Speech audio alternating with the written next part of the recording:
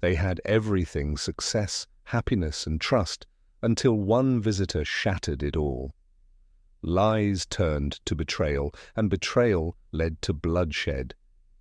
In this gripping case, we uncover how one man infiltrated a family and left behind a trail of destruction. Welcome to Crime Lab Chronicles, where we unravel the darkest truths no one sees coming. The Johnson family seemed to have everything. Mark Johnson was a successful architect who designed buildings that shaped the skyline. His wife, Emily, was an interior designer whose work perfectly complemented his. Together, they were unstoppable. Their 2 children, Lily and Ethan, made their family complete. Lily, 16, was a straight-A student dreaming of Harvard, and 10-year-old Ethan was a charming boy who made friends effortlessly. Their life in the suburbs felt almost perfect. Their home was always filled with laughter, and they hosted regular gatherings that neighbors envied. But everything began to change the moment Ryan entered their lives. Ryan was Mark's cousin, a man with a troubled past. His parents had died in a car crash when he was young, leaving him to grow up in foster homes. Now in his 30s, Ryan had never really settled. He drifted from job to job, often leaving behind whispers of petty thefts and scams. When Ryan called Mark unexpectedly, saying he needed a place to stay, Mark hesitated. Mark had always known Ryan to be unpredictable. He wasn't sure if inviting him into their home was a good idea. But Emily, always kind-hearted, insisted. "He's family," she said. "You can't turn your back on family." A week later, Ryan arrived at their doorstep with nothing but a duffel bag and a crooked smile. The moment he stepped inside, Mark noticed the way Ryan's eyes scanned the house, pausing on the expensive furniture and decor.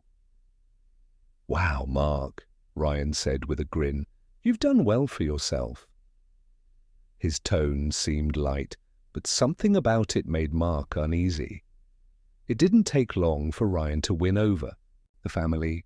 He told them stories about his rough life, presenting himself as someone who had been dealt a bad hand, but was trying to turn things around. Lily found him fascinating. She told Mark, "He's so real, Dad." Ethan adored him and followed him around everywhere, eager to hear his stories. Even Emily seemed charmed. She laughed at his jokes and praised his cooking when he insisted on making dinner one night. But Mark couldn't shake the uneasy feeling that something was off. He noticed how Ryan's charm felt too polished, like it was rehearsed. At dinner, Ryan's gaze would linger on Emily's diamond bracelet or the sleek coffee machine in the kitchen. Mark tried to tell himself he was imagining things, but the thought stuck with him, growing heavier with each passing day. Still, Mark didn't say anything. After all, Ryan was family. What harm could he do? At first, Ryan fit into their lives without any trouble. He helped Ethan with his science projects, cooked dinners that left Emily singing his praises, and even got Lily to open up about her teenage struggles. It wasn't long before Emily started saying how much easier things felt with Ryan around. Mark, though still wary, started to relax. Maybe he was being unfair. Maybe Ryan really was trying to turn his life around. But then small things started to happen. One morning, Mark noticed $200 missing from his wallet. He asked Emily if she had taken it, but she hadn't. Later, Emily's diamond earrings and anniversary gift from Mark disappeared from her jewelry box.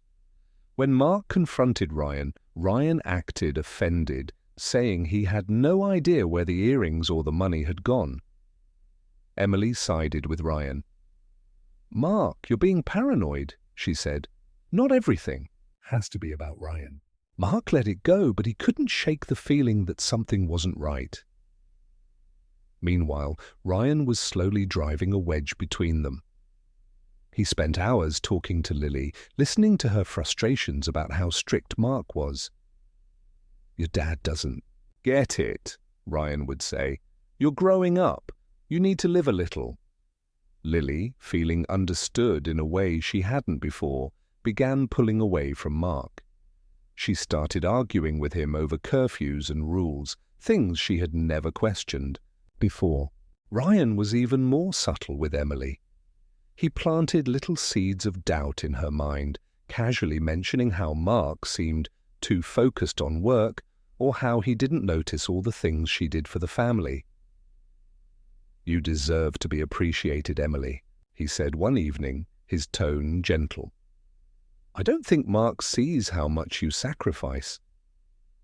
Emily dismissed his comments at first, but over time they lingered. Even Ethan, who once idolized his father, began to drift toward Ryan.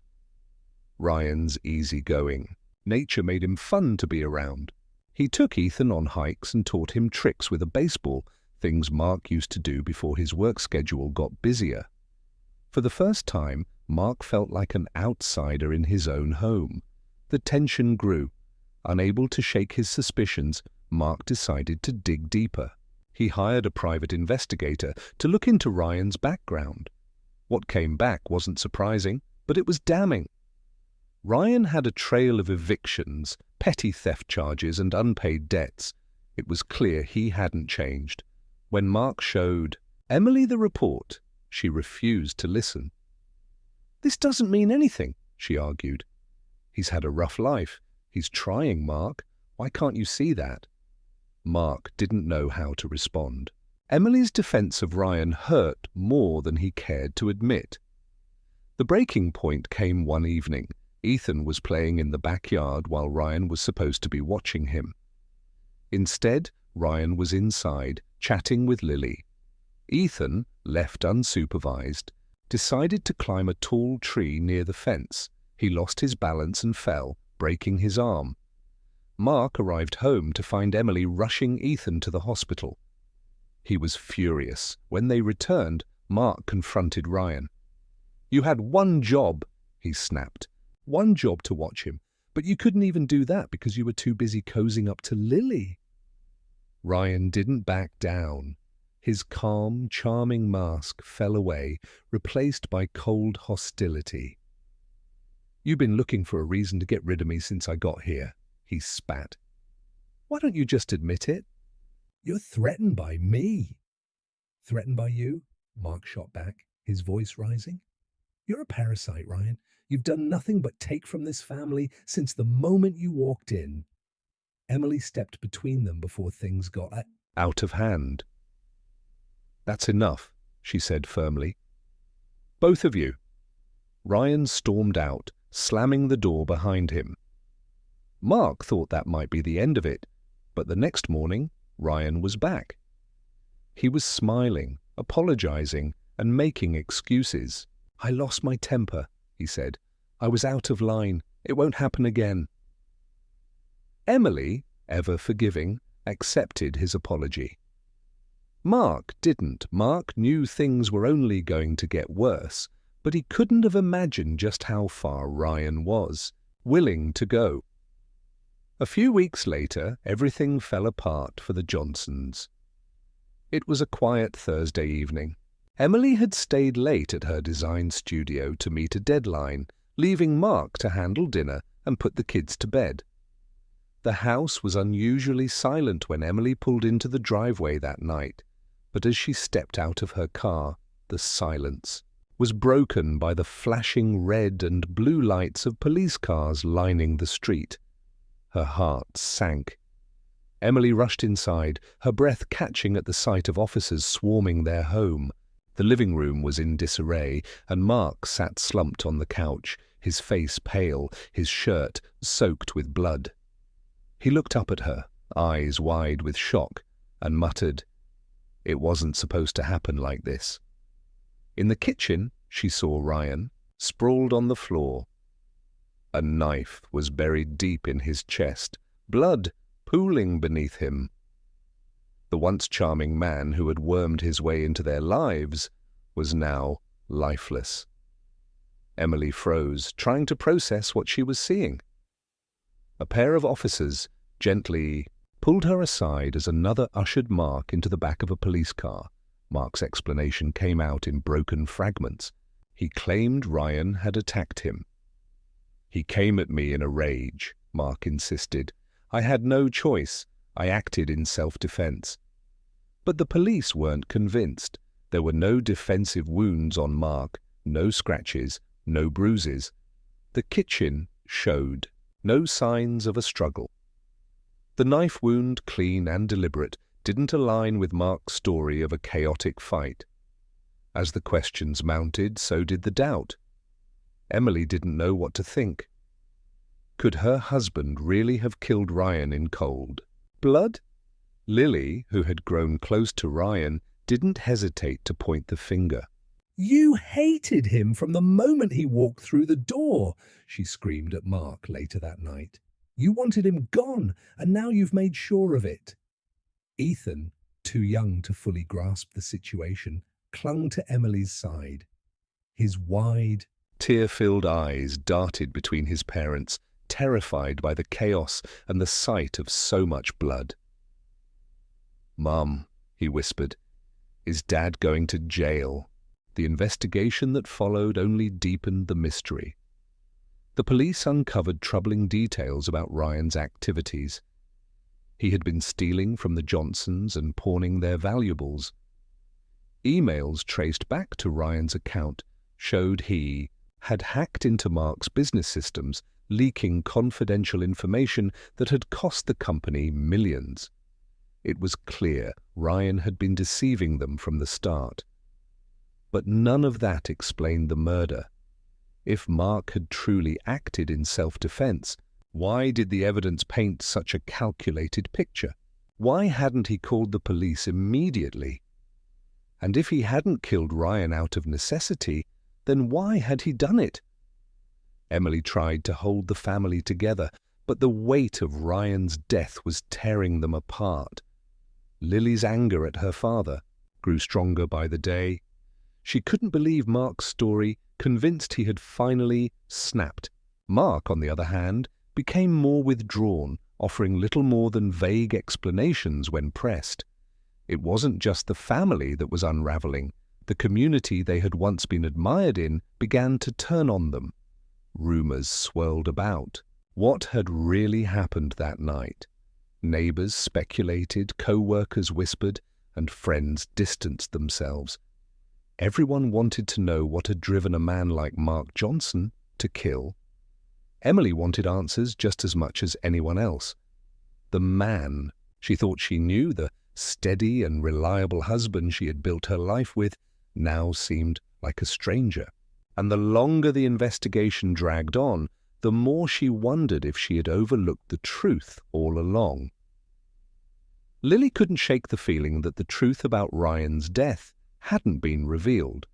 Her father's distant behavior and the weight of her mother's silence were unbearable. Late one night, driven by desperation, Lily decided to search through Ryan's belongings. His duffel bag was still stored in the garage, untouched since the police had combed through it. She unzipped it, carefully sorting through clothes and personal items until she found something unusual, a hidden compartment in the lining. Inside was a small flash drive. Her heart raced as she plugged it into her laptop. The files she uncovered unraveled the lies that had been suffocating her family. The flash drive contained confidential documents stolen from Mark's company blueprints, client details, and financial records. Ryan had hacked into Mark's systems, leaking sensitive data that had cost the company millions. But that wasn't all. The emails stored on the drive revealed Ryan had been working with an accomplice, someone outside the family, to blackmail Mark. Lily's stomach turned as she continued reading. The final piece of evidence wasn't about Mark, it was about Emily. A series of texts between Ryan and her mother painted an even darker picture. The messages hinted at an emotional affair. Emily had confided in Ryan about her frustrations with Mark, how distant he had become, how consumed he was with work. Ryan had used her vulnerability to manipulate her, slowly gaining her trust. Lily sat frozen, staring at the screen. The messages weren't explicit, but they were enough to shatter her trust in her mother. Emily had allowed Ryan to worm his way into their lives on a deeper level than anyone had realized. While Emily swore later that it had never gone beyond words, it didn't matter to Lily. To her, the betrayal was complete. Fueled by anger and heartbreak, Lily handed the flash drive over to the police the next day. She told them everything she had found, determined to uncover the truth no matter the cost. The investigation shifted quickly after the new evidence came to light. Forensic tests were ordered, and within days, the results came back. Emily's fingerprints were found on the knife that had killed Ryan. When confronted, Emily broke down. The weight of her guilt finally cracked her carefully composed exterior.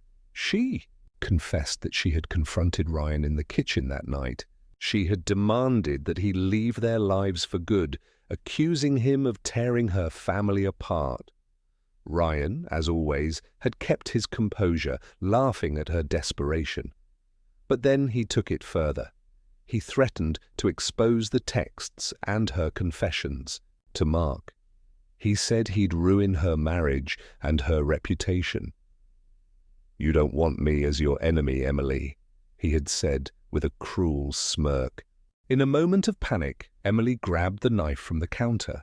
She swore she hadn't intended to kill him. She just wanted to scare him, to make him back down. But when Ryan lunged at her, the blade went into his chest. Emily sobbed as she recounted the moment, her voice breaking as she said, "It all happened so fast." "I didn't mean for this to happen." Her confession shocked the family.